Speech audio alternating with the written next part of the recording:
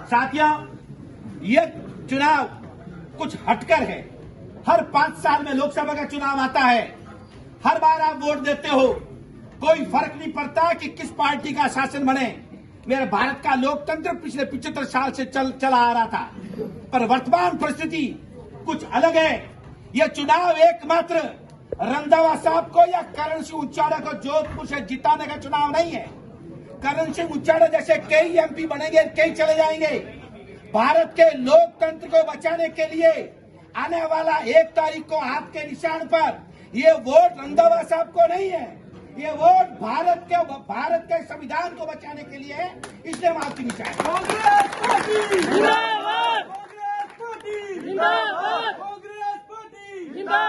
कुछ लोग बरगलाते हैं, स्पेशली हमारे देश के प्रधानमंत्री जी, कि भाई क्या संविधान कैसे खतरे में है।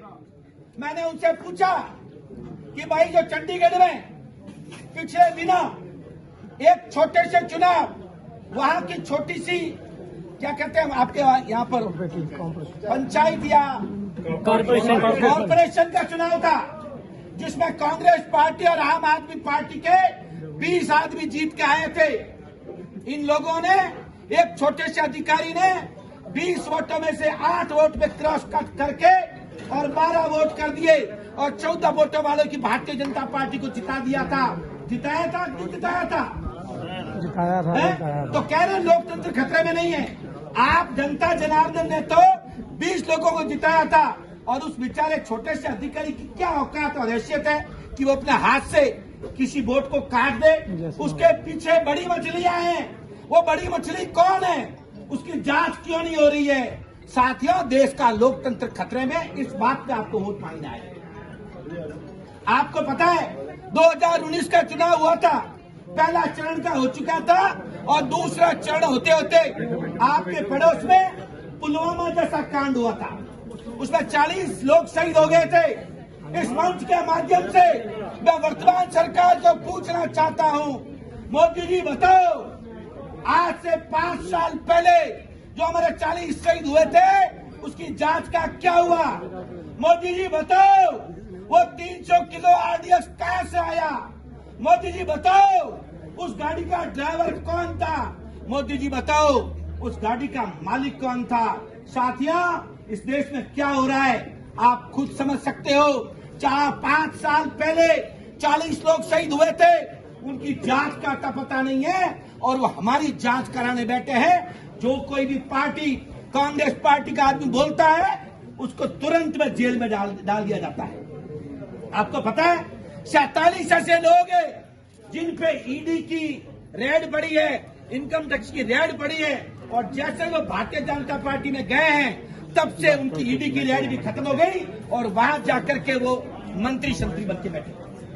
मैं तो आपसे अपील करता हूं, अरे कहीं मैं वापस बोलता हूं कि ये वोट बड़ा कीमती वोट है, और ये करण सिंह उच्चाड़ा जो कुछ आया, ठाकुर जवान का पक्का होता हूं, आप कान खोल के सुन लेना।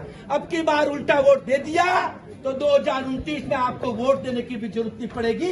ये सरकार वो काम कर देगी।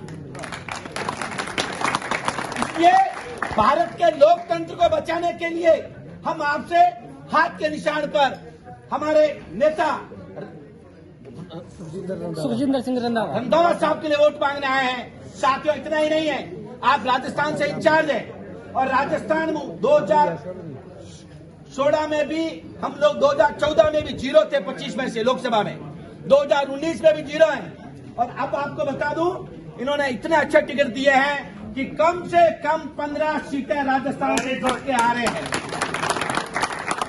और यहाँ बैठे कांग्रेस के नेताओं को आह्वान करना चाहता हूं, आप लोग अपने आप को अंडर एस्टिमेट मत करो। कांग्रेस की सरकार बनने जा रही है, और अगर आपको लगता है कि नहीं बन रही है, तो पेन कागज ले लो और मेरा नाम नोट कर लो और सीटें भी नोट कर लो। भारतीय जनता पार्टी को 15 सीटों का लॉस राजस्थान में होने जा रहा है। भारतीय जनता पार्टी को 5 सीटों का लॉस कहाँ हो रहा है?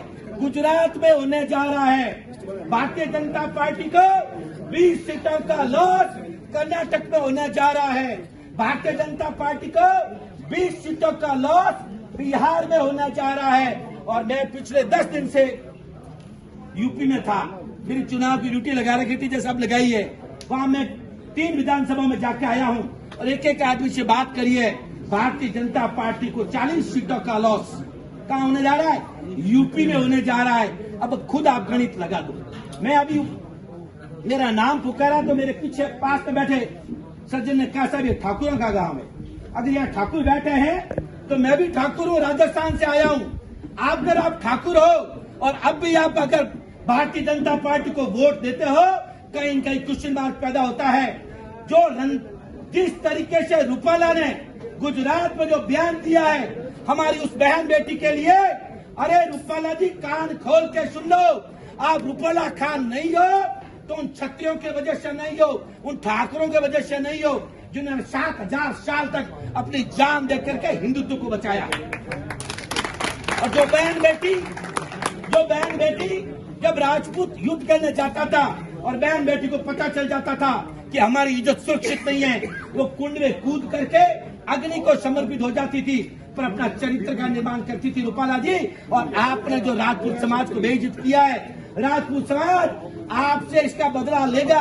इसलिए कोई क्षत्रिय बैठा है, राजपूत बैठा है, आपसे विशेष अपील करता हूं कि किसी भी कीमत पर भारतीय जनता पार्टी को हराना है और भारत के लोकतंत्र को बचाने के लिए रंधावा साहब को हाथ के निशान पे वोट देकर विजय बनाना है। धन्यवाद। जय हिंद, जय भारत।